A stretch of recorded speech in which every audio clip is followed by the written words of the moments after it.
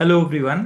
Welcome to the geo ecologist. मैं हूं doctor Krishnanand और आप सबका बहुत बहुत स्वागत है हमारे इस चैनल पे जहां पे हम ज्योग्राफी के सारे वीडियोस कर रहे हैं। और ये हमारा हिंदी वीडियो है ज्योग्राफिकल थॉट सीरीज में। और इसमें अब तक हम बिहेवियरलिज्म तक देख चुके हैं और अब इस वीडियो में आज हम मार्क्सिज्म इन ज्योग्राफी को देखने वाले हैं, समझने वाले हैं और पढ़ने वाले हैं। तो आप अगर इस चैनल पे नए हैं तो सब्सक्राइब करना ना भूलिए और इससे पहले की वीडियोस के लिए हमारे प्लेलिस्ट सेक्शन में जाके देख लीजिए। और अगर आप यूपीएससी ज्योग्राफी ऑप्शनल एस्पिरेंट हैं, यूजीसी नेट एस्पिरेंट हैं, या असिस्टेंट प्रोफेसर एग्जामिनेशन की तैयारी कर रहे हैं, या फिर सीयूईटी एंट्रेंस एग्जाम की तैयारी कर रहे हैं, इन सब एग्जामिनेशन से रिलेटेड पूरा कोर्स और स्टडी मटेरियल हमारे वेबसाइट thegioecologist.com पे अवेलेबल है। तो वो लिंक हमने वेबसाइट के डिस्क्रिप्शन में दे दिया है। आप वहां से जाके वेबसाइट पे वो कोर्सेज ले सकते हैं। सारी डिटेल्स वहां दे दी गई है। टेक्निकल सपोर्ट नंबर भी दे दिया गया है अगर वेबसाइट रिलेटेड कोई इश्यू आता है। तो आज इस वीडियो में हम लोग देखेंगे कि मार्क्स की क्या आइडियाज थी और उस आइडिया से ज्योग्राफी में क्या हुआ। और ये इंपॉर्टेंट है कि इस आइडिया को जब हमने ज्योग्राफी में इंप्लीमेंट किया, जब ज्योग्राफर्स ने मार्क्सिस्ट थिंकिंग से चीजों को देखना शुरू किया, तो ज्योग्राफी के कंटेंट और मेथोडोलॉजी में चीजें हुई। तो इसमें कौन से स्कॉलर्स का नाम आता है, क्या क्या इंपॉर्टेंट चीजें हैं, इस वीडियो के आखिरी तक हम सारी बातें करेंगे। तो आखिरी तक इस वीडियो को जरूर देखिए। तो आइए अब सीखते हैं मार्क्सिज्म इन ज्योग्राफी।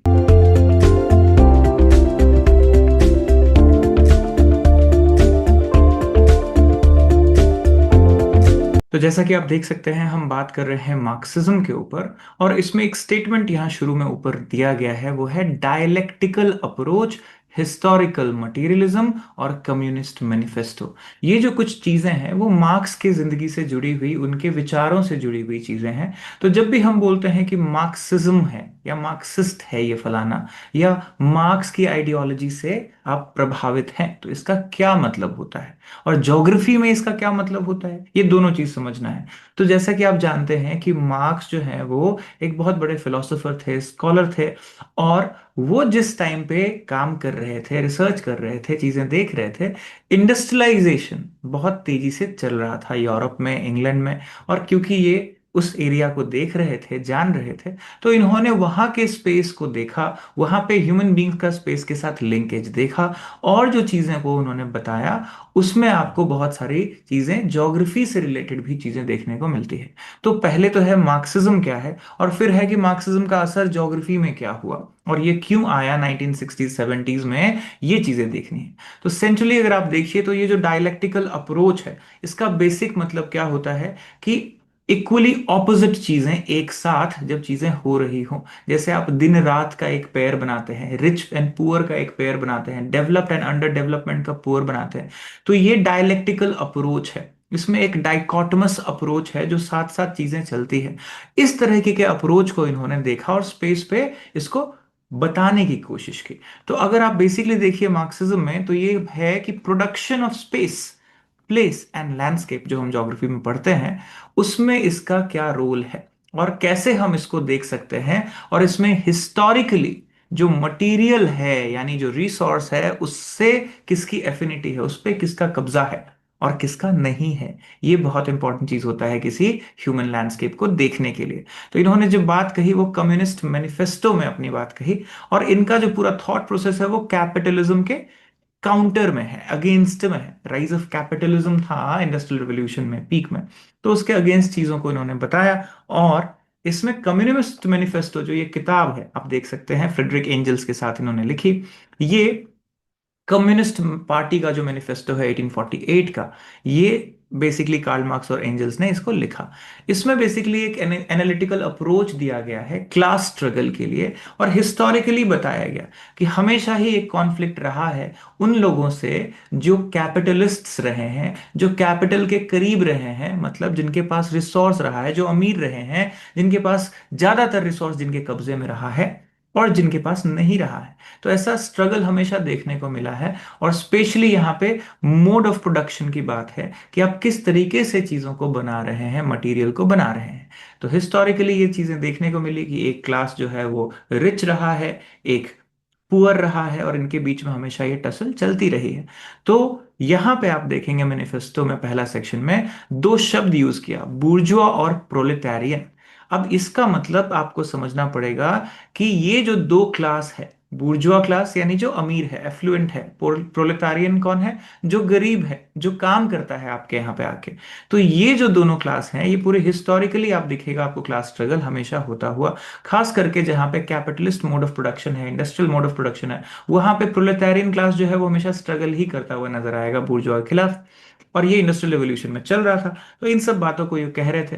तो इन्होंने कहा कि ये जो हम डेवलपमेंट की बात कर रहे हैं, ये बुर्जुआ क्लास का ही फैलाया हुआ एक भ्रम है कि आप किसी दिन डेवलप हो जाएंगे, but at the cost of what, right. तो इन्होंने कहा कि अनइवन डेवलपमेंट, सोशल जस्टिस और इनइक्वालिटी, ये डिविजन और एक्सप्लॉयटेशन ऑफ लेबर के ऊपर आधारित है। जब डिवीजन ऑफ लेबर में ये चीजें हो गई, क्लासेस बट गए, तो यहीं से चीजें एक डिवाइड की तरह हो गई समाज में, और ये समाज हमेशा के लिए बट गया। अब मार्क्सिस्ट ज्योग्राफी क्या कहता है? ऐसे ज्योग्राफर्स जो मार्क्सिस्ट के इस आइडिया से, मार्क्स के इस आइडिया से इन्फ्लुएंस थे, उन्होंने उसी तरीके से देखना शुरू किया समाज को, और कहा कि आपको वैल्यू फ्री इंक्वायरी की जरूरत है, राइट। मतलब आपको set of belief, ideas, religion, इन सब चीजों का कोई जगह नहीं है इसमें। आपको देखना पड़ेगा कि सोशल प्रोसेस जो है वो कहाँ से आ रहा है, और इसके पीछे जो है स्पेस और सोसाइटी कैसे इंटरेक्ट करके बन रही है। और इसीलिए इसको हम एक फॉर्म ऑफ रियलिज्म कहते हैं, जो बताता है कि जो पूरा इकोनॉमिक प्रोडक्शन ऑफ स्पेस है, राइट, जहां पे पावर है, क्लास है, वहां पे चीजें आपको बनती बिगड़ती दिखेगी। यानी अगर कोई एक स्टैंडर्ड बन रहा है सोसाइटी का, तो वो क्यों बन रहा है? अमीरों के स्टैंडर्ड को ही स्टैंडर्ड होना क्यों कहते हैं? डेवलप्ड कंट्रीज किस चीज को प्रमोट कर रही हैं, राइट? उसमें कितना से है किसी आम आदमी का, कितना जो स्टेक है वो आम आदमी का एड्रेस हो रहा है? ये सारी बातें मार्क्सिस्ट ज्योग्राफी में हम पढ़ते हैं, पढ़ाते हैं, समझते हैं। तो मार्क्सिज्म और मार्क्सिस्ट ज्योग्राफी बेसिकली क्या अटेम्प्ट करता है? Powerful theoretical political base for resistance. अब रेसिस्टेंस किसके अगेंस्ट? जो डोमिनेट करेगा, यानी capitalist class, imperialist class, right, individual. तो आप ये पिक्चर देख सकते हैं कि ऊपर कुछ लोगों के हाथ में सारे रिसोर्सेज हैं, और नीचे इतने सारे लोग दबे हुए हैं। ये टिपिकल क्लास स्ट्रगल जो है मार्क्स ने दिखाया, और कहा कि goal of Marxist geography is to create a parity between them, right. एक ऐसे समाज की स्थापना हो जहां पे बराबरी हो, राइट, इक्वालिटी हो, इक्विटी हो, इस तरह की बातें कर रहे हैं। तो कैपिटलिस्ट सिस्टम जब भी रहेगा, कैपिटलिस्ट मोड ऑफ प्रोडक्शन जब भी रहेगा, तो समाज में ये चीजें कभी नहीं आपको देखने को मिलेगी। एक एक्सप्लॉइटर क्लास रहेगा और एक्सप्लॉइटेड क्लास रहेगा, ठीक है। तो ये चीजें इन्होंने बताई, और यही चीज आपको यहाँ पे मार्क्सिस्ट ज्योग्राफी में मार्क्सिज्म का जो इन्फ्लुएंस है वो देखने को मिलता है, right.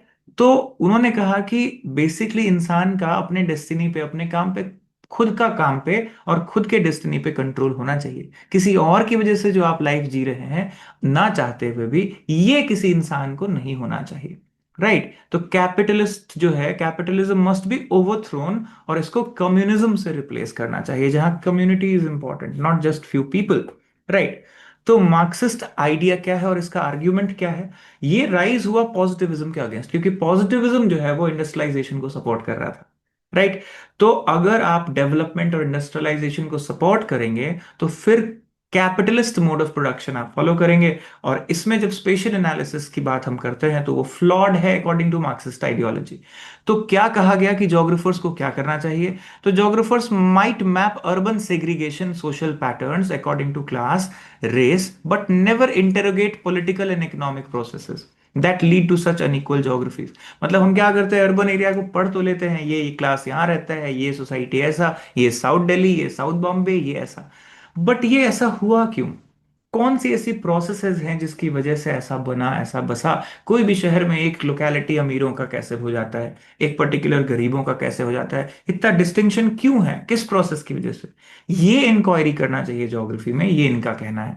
Special science sought to identify most efficient locations for factories, right. Locational analysis, Weber's industrial location theory, और बाकी के लोगों का।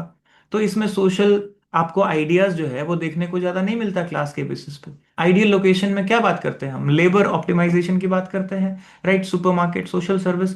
तो इस तरह से स्पेशल इंक्वायरी हो जहां पे ये बातें एड्रेस हो, राइट, कि किसके कॉस्ट पे दिल्ली बन रही है, किसके कॉस्ट पे मुंबई चल रहा है, कौन है वो लोग जो इसके बिल्डिंग ब्लॉक्स हैं, उनको क्या वहां एड्रेस किया जा रहा है। अगर आप स्मार्ट सिटी बना रहे हैं, तो उसमें गरीबों का कहाँ रोल है, पिछड़ों का कहाँ रोल है। जब हम इस तरीके से बोलते हैं तो ये एक आइडियोलॉजी है वो मार्क्स का दिया हुआ है, तो बोलते हैं कि ये मार्क्सिस्ट थिंकिंग है जब आप ऐसा बात करते हैं। यानी बेसिकली जो गरीब हैं, जो लाचार हैं, जो एक्सप्लॉइटेड हैं, उस क्लास की बात को उठाने की बात थी और उनको पैरिटी पे लाने की बात करी जा रही है। तो universal spatial laws of sort by positive spatial analysis is a misnomer, right. मतलब ये बेसिकली स्पेशल अरेंजमेंट की जो हम बात करते हैं, यूनिवर्सल लॉज की, तो ये बेसिकली एक ही क्लास को केटर करता है। तो मार्क्सिस्ट फिलोसफी जो है, economic class and private property, ये मेन रीजन बताया जाता है किसी हिस्टोरिकल चेंज का, इसीलिए इसको हिस्टोरिकल मटीरियलिज्म कहते हैं, राइट। कि हिस्टोरिकली जो मटेरियल है वो किसके हाथ में रहा है। The two factors determine man and environment relationship as well. अब ऑफ कोर्स कैसे इन्वायरमेंट के साथ आपका लिंकेज है, ये यही आधार पे है, राइट, कि किस तरीके का क्लास स्ट्रगल है, किस तरीके की इकोनॉमिक प्रोसेसेस है, किस तरीके की चीजें चल रही हैं। तो आप देखेंगे कि अगर इन्वायरमेंट ट्रबल में है, अमीर फिर भी बच जाता है, लेकिन सबसे पहले कौन मरता है जब शहर में फ्लड आता है, जब जरा सी ज्यादा बारिश हो जाती है, राइट। जब कहीं पे भी लैंडस्लाइड होता है तो किसके घर टूटते हैं, वो कौन लोग हैं। तो आप देखेंगे कि जिनके पास जमीनें नहीं थी वो साइड में किनारे में बस गए थे, जिनके प्रॉपर मकान नहीं थे वो जरा सी बारिश में भी इफेक्ट हो जाते हैं। यानी पोवर्टी का डायरेक्ट लिंक है वल्नरेबिलिटी से, है ना। इसीलिए हमारे सस्टेनेबल डेवलपमेंट गोल्स में क्या है, आप देखिए, जीरो पोवर्टी, जीरो हंगर, ये सारी बातें हैं, कहीं ना कहीं उससे इंस्पायर्ड हैं, राइट। तो मार्क्सिस्ट ज्योग्राफर का काम है कि टेरिटोरियल स्ट्रक्चर्स को देखो और बताओ कि क्या रीजन है इसके पीछे, कौन से सोशियो स्पेशल डायलेक्टिक्स हैं जो इस चीजों को बनाते हैं, राइट, कौन से ऐसे डिस्कोर्स हैं। तो बेसिकली मैन एनवायरमेंट रिलेशनशिप को एक्सप्लेन करने के लिए मार्क्सिस्ट ज्योग्राफी भी कहीं ना कहीं पूरी तरह से सक्षम नहीं है, यानी फेल हो गया। तो इसमें क्रिटिसिज्म भी आ जाता है इसलिए।